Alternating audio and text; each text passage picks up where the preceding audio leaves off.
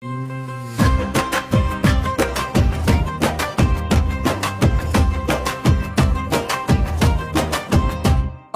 নাম মন্ত্রী বিকাশ দেব বর্মা।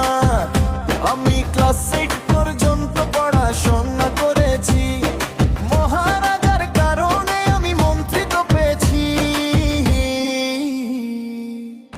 আমি একজন শিক্ষিত মন্ত্রী, আমি একজন ঘুষখোর মন্ত্রী।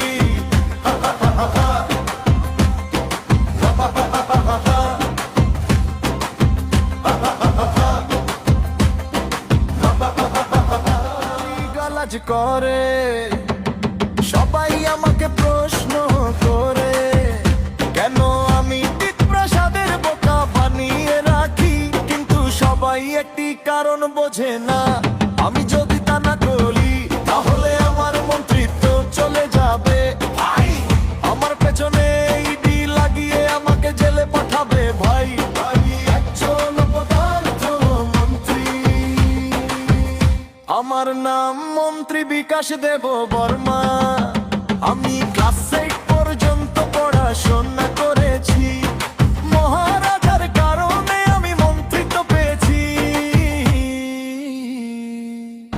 আমি একজন শিক্ষিত মন্ত্রী, আমি মন্ত্রী।